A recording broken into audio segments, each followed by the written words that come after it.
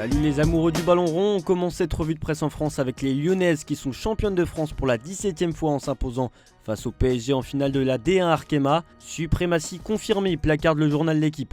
Malgré une belle seconde période, les Parisiennes n'ont jamais su renverser ces Lyonnaises qui ont pris un avantage décisif en première période.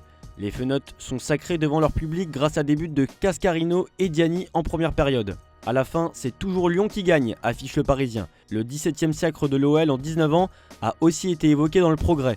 Les filles de l'OL règnent sans partage. Parlons du PSG masculin désormais, avec 5 potentiels départs évoqués dans le Parisien. Manuel Ugarte, Milan Skriniar, Sergio Rico, Carlos Soler et Nordi Mukiele sont les joueurs que Paris pourrait évincer cet été pour laisser place à de nouveaux renforts. Pour les résultats de la soirée, Angers a confirmé sa montée en Ligue 1. Angers, quel remontant, titre L'Équipe dans ses pages intérieures. Auteur d'un nul 0-0 contre Dunkerque, pendant que Saint-Etienne perdait sur la pelouse de QRM, le SCO a validé sa remontée hier. Après une saison galère en Ligue 1, cette renaissance a été fêtée par un envahissement de terrain. Pour Saint-Etienne, ce n'est pas la fête puisque c'est direction la case play-off.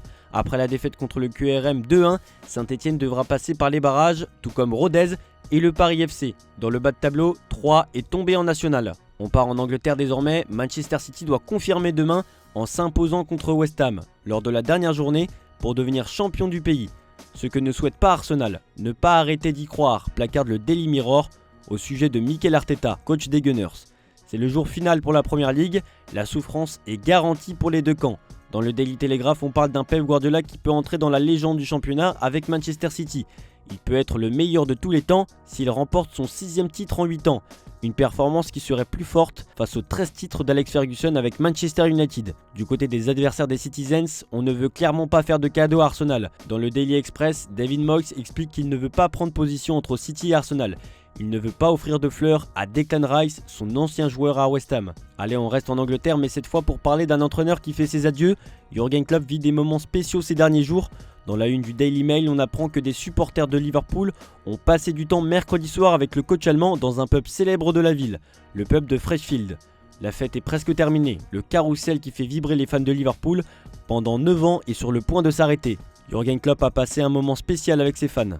Jürg, tu ne marcheras jamais seul, affiche le Daily Mirror. Le média parle des 7 trophées et d'une décennie de gloire pour l'entraîneur. Certains ont même évoqué l'éventualité de lui ériger une statue en son honneur. Mais dans l'Express, Klopp parle de la légende Shankly qui a dû attendre 40 ans pour avoir la sienne. L'Allemand a plaisanté en disant qu'il pourrait sûrement attendre pendant la même durée. Parlons d'un autre coach qui est triste pour autre chose. Dans le Daily Express, on peut lire que le coach de Tottenham, Ange Postecoglou, a vécu sa pire défaite sur un banc face à Manchester City il y a quelques jours. Une défaite qui pourrait permettre aux Citizens de s'emparer du titre. Pochettino, le coach de Chelsea, a lui aussi connu une désillusion.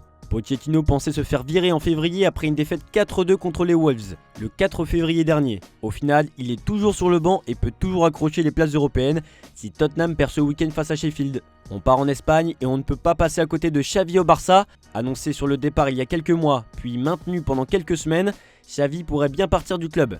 C'est fini, placarde Sport dans sa une. Son avenir accroché à un fil, affiche Marca. La rencontre entre le président et l'entraîneur est prévue la semaine prochaine dans une réunion qui déterminera l'avenir de l'entraîneur, d'une manière ou d'une autre. D'ailleurs, l'avenir de Lewandowski est conditionné par la situation de Xavi. En effet, Xavi continue de diriger l'équipe depuis son poste d'entraîneur et lors des dernières réunions, il a envoyé un message clair à Robert Lewandowski, après avoir déclaré lors d'une conférence de presse que l'avenir du Polonais serait discuté à la fin de la saison. Pour le poste d'entraîneur, Laporta pense déjà au successeur de Xavi. Dans AS, on évoque 3 noms, celui de Conceição, Rafa Marquez et Hansi Flick. Mais le candidat qui est le mieux positionné pour ce poste est Marquez. Affaire à suivre. En Espagne, on parle tout de même de Kylian Mbappé. Mundo Deportivo explique que le Real Madrid veut annoncer la signature du Français et le présenter dans la première semaine du mois de juin. Mais le PSG doit donner son accord au merengue et cela pourrait retarder la présentation jusqu'au mois de juillet. On continue ce tour de la presse en Allemagne où on parle forcément du Bayern Munich de Thomas Tuchel. On n'en sait plus sur les coulisses de ce divorce. Le journal Bild parle de la tentative surprenante de la direction concernant l'annulation du départ de l'entraîneur allemand. Après les échecs Xabi Alonso, Julian Nagelsmann, Ralf Rangnick et Glasner, le conseil de surveillance du Bayern se pose la question si Max Eberl, le directeur sportif, est la bonne personne pour le poste. Et tout ça seulement 3 mois après son arrivée à ce poste. Et Abed Zeitung évoque l'influence du lyonnais dans ce chaos interne. Le président d'honneur, le cerveau du club, a brisé la possibilité de voir Tourelle maintenu sur le banc. Il avait déclaré que Tourelle ne voulait pas développer de jeunes joueurs, mais préférait acheter des stars prêtes à l'emploi.